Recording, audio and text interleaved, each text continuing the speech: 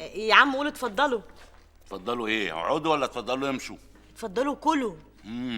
اتفضلوا كلوا. ماشي غرامه، عينيا حاضر. اطلب لك ايه؟ لا يا عادل خلاص، طالما انت اكلت كاني انا اللي شبعت. الله على الحنيه، على اساس ان انا لو جالي برد انت اللي تعطسي يعني. طول عمرك دمك خفيف يا مضروب. ما عارف ان دم خفيف. اخلصي، عايزه ايه؟ ابدا يا عادل، انا الاوان نتكلم بصراحه. قوي قوي. اتفضلي اتكلمي بصراحه، اتفضلي. طول عمرك ما بتخشش دماغي بشلن احمر.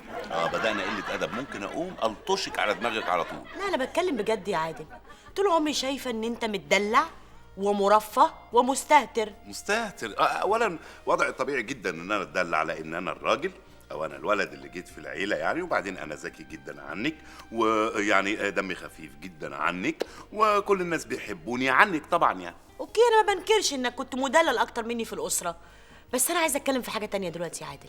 انا فجاه حسيت انك بقيت راجل. راجل يا عادل. يا سلام، يعني أنا أول امبارح كنت عيل والنهارده بقيت راجل؟ ده إيه الأيام اللي بتعدي بسرعة دي؟ قصدي يا عادل ان انا اتغيرت وجهه نظري فيك بعد حركه الوصيه دي. حسيت قد ايه انت قلبك علينا، وقد ايه انت متحمل المسؤوليه. راجل.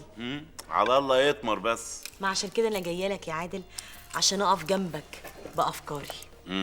ربنا يستر. ايه بقى الافكار اللي عند حضرتك؟ ايه رايك يا عادل تبيع الشقه وتبيع البازار وتقسم الفلوس دي علينا كلنا؟ طب وانت يا سناء لو خدت نصيبك هتعملي بيه ايه؟ ابدا، هادفع مقدم في شقه من شقق نقابه المعلمين.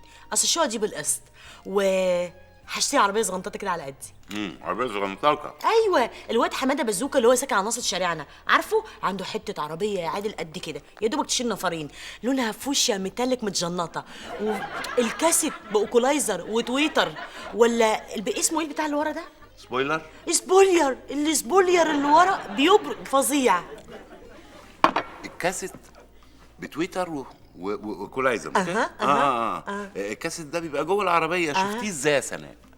ما هو اصلا ما فيش حماده بازوكا لما كنت متاخره على المدرسه فكنت عايزه الحق المسلسل، وكانت الدنيا حر وما فيش المواصلات زحمه، فهو اللي في العربيه. وانت رايحه المدرسه الصبح ده على اساس ان انت بتدرسي في معهد سينما يعني؟ لا، ما هو اصل الولد ده اللي كنت قبل كده في المدرسه اللي كانت جنبي كنت يعني هو واصحابه اللي ما تغيرش الموضوع، ما تغيرش الموضوع يعني، خلينا في موضوع الوصيه. عموما موضوع بازوكا ده مش هعديه يا سناء. الوصية بقى يا ستي أنا حر فيها وأعمل فيها اللي أنا عايزه. أنت عايزة منها إيه يا سناء؟ عايزاك تبيع الشقة وتبيع البازار. حلو قوي. يعني أنا لو بعت الشقة وبعت البازار حضرتك ما فكرتيش هنعيش إزاي؟ أنا عن نفسي هعيش من مرتبي واشتري شقة واشتري عربية، ما يخصنيش تعيشوا أنتوا منين. سناء غوري من وش يا سناء. يعني ربط مع الواد بازوكا؟ ربطي مع بازوكا جامد عشان يفرقع في وشك، وأنا اللي هفرقعكوا يا سناء. ماشي يا عادل، سلام عليكم. مع السلامة. خرب بيت الوصية على اللي فكر ان هو يعمل الوصية. انا اللي غلطان، انا اللي غلطان.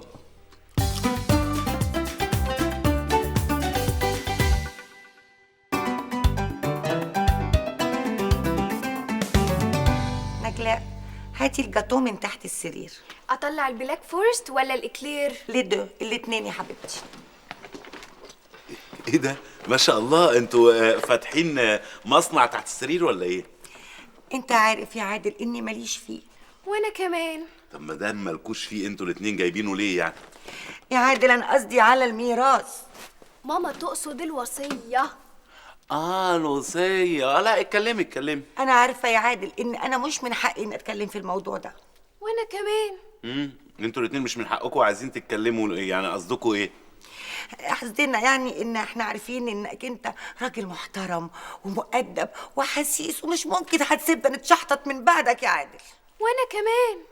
بص يا حضرتك، انا واثق ان لو سبتلك مال الدنيا مش هيكفيكي. يا عادل انا مش بتكلم عن حقوقنا، انا بس انا بعتصطفك علشان انت جوز بنتي، وانا عارفه انك راجل حنين، ومن فضلك ولازم انك تحطنا في الحسبانات بتاعتك في الميراث. حسبانات وميراث؟ بتتكلمي على ايه بس يا حماتي؟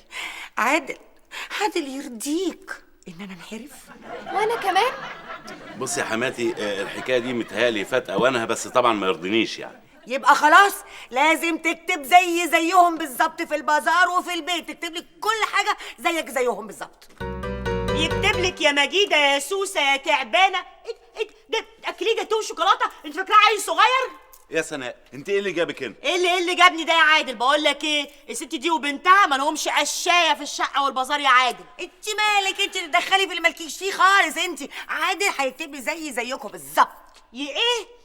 بقول عادل لا هيكتب ولا هيمسح يا مجيده يا عره. ماما في ايه؟ تعالي اتفرجي بقى على مجيده العره دي. قال ايه؟ عايز اخويا، عايز تضحك عليه وتخليه يكتب لها في البازار والشقه زي ما بيكتب لنا يا ماما. عايزين تورثوا ابني بالحياة يا الماما يا دنيا شحاتين يا جعانين. يا سلام يا ماما، ما انت امبارح يعني حضرتك كنت عايزه تورثيني بالحياه برضه. انا امك ومن حق اعمل اللي انا عايزاه. هو في ايه بالظبط؟ يا رانيا الحقيني، حماتك وبنتها عايزين يخرجوني من المولد من غير ربع كيلو حمص. انت مالكيش اي حاجه في الحمص وانت قلتيها. ايوه مالكيش اي حق. لا هتقعد في نصيبي في الشقة وفي البازار، بما ان الشقة من حق الزوجة.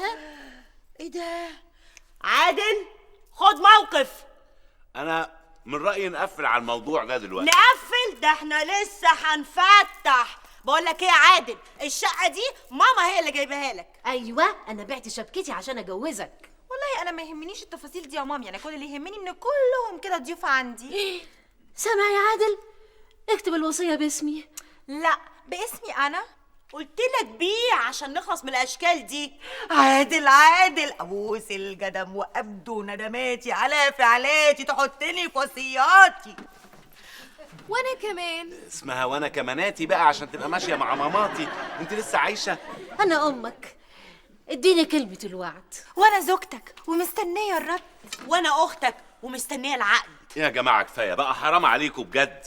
بصوا يا اخوانا، كل واحده فيكم تتكل على الله تروح اوضتها. انا مش هعمل اي ميراث ولا هعمل اي وصيه ولا اي حاجه. اما اموت بقى يبقى الميراث الشرعي، والميراث الشرعي بيقول للذكر مثل حظ الانثيين، وبما ان ولا واحده فيكم تعتبر ذكر يبقى مالكوش اي حاجه. سلام عليكم.